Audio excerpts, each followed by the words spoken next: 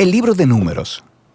Este cuarto libro de la Biblia continúa la historia de Israel después de su éxodo de la esclavitud en Egipto. Dios los había llevado al monte Sinaí y ahí había hecho un pacto con ellos. Y a pesar de la rebelión de Israel, Dios, en su gracia, proveyó en el tabernáculo una manera en que Israel pudiera vivir cerca de su santa presencia.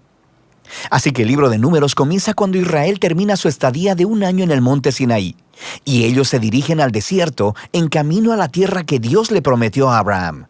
La narrativa del libro está diseñada de acuerdo a las etapas de su viaje, así que la primera sección empieza en el monte Sinaí, pero luego ellos salen y viajan al desierto de Parán. Y luego, después de ahí, viajan a las llanuras de Moab, que están justo frente a la tierra prometida. Ahora, la primera parte inicia con un censo donde el pueblo es contado, y de ahí viene el nombre del libro. Y luego hay leyes sobre cómo las tribus de Israel debían ser acomodadas en el campamento. Así que el tabernáculo debía ir en el centro, y luego, alrededor de él, los sacerdotes y levitas, y alrededor de ellos, las 12 tribus cuidadosamente ordenadas con Judá a la cabeza. Todo esto era un símbolo elaborado sobre cómo la presencia santa de Dios estaba en el centro de su existencia como pueblo. Esto es seguido por toda una serie de leyes que comunicaban las leyes de pureza del libro de Levítico. Si la presencia de Dios iba a estar en medio de ellos, debía hacerse todo el esfuerzo para que el campamento fuera un lugar puro, un lugar que reciba la santidad de Dios.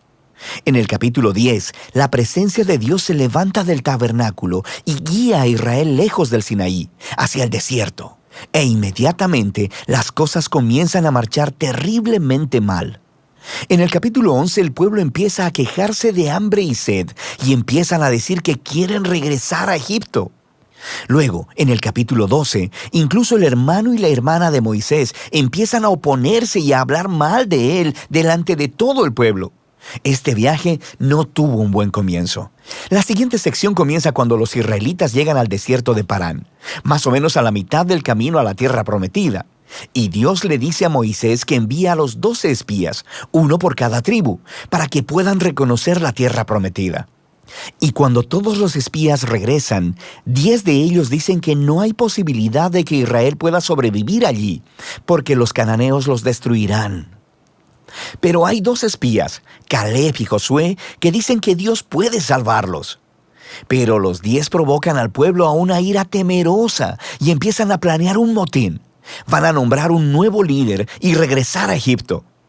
Así que Dios está comprensiblemente molesto y Moisés intercede en favor del pueblo. Él le pide a Dios que sea fiel a sus promesas a Abraham. Así que Dios lo hace, pero no a expensas de su justicia. Él le da a estos israelitas lo que ellos desean, no entrar a la tierra. Y Dios sentencia a esa generación a vagar en el desierto durante 40 años hasta que mueran. Solo sus hijos entrarán a la tierra prometida. Ahora, tú pensarías que esta severa consecuencia los haría despertar, pero las cosas se ponen peor. En la siguiente historia aparece todo un grupo de levitas que empezaron una rebelión y retan el liderazgo de Moisés y de Aarón, diciendo que han ido demasiado lejos. De manera que Dios lidia severamente con estos levitas y renueva su compromiso con Moisés y Aarón como los líderes de Israel. Ahora, mientras dejan la región de Parán y vuelven a viajar, las cosas se empeoran de nuevo. Los israelitas empiezan a quejarse otra vez sobre su sed y le preguntan a Moisés por qué los sacó de Egipto. Así que Dios le dice a Moisés que le hable a una roca para sacar agua para todo el pueblo. Pero Moisés no hace eso, sino que excede los límites. Golpea la roca 2 veces y luego dice: «¡Rebeldes! ¿Tenemos nosotros que sacarles agua de esta roca?». Así que Moisés deshonra a Dios al ponerse en el lugar de Dios como el que provee agua. De manera que Moisés hace que caiga sobre sí mismo el mismo destino que el de la generación en el desierto. Él también morirá en el desierto y no podrá entrar en la tierra prometida. Después de esto, los israelitas se rebelan una vez más, y Dios trae un juicio muy extraño sobre ellos. Serpientes venenosas vienen y muerden al pueblo. Así que Moisés intercede una vez más a favor del pueblo. Y Dios le dice a Moisés que haga una serpiente de bronce y la levante en una asta. Y todo el que vea a esta serpiente sería sanado de la mordida venenosa. Es un símbolo muy extraño, pero habla del reto que representa para Dios el permanecer fiel a su pacto.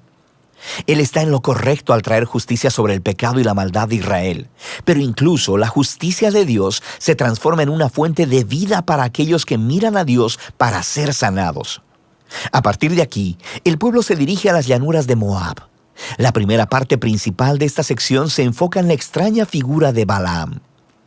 El rey de Moab está asustado por este enorme grupo de gente viajando a través de su territorio, así que contrata a un hechicero pagano, Balaam, para maldecir a Israel.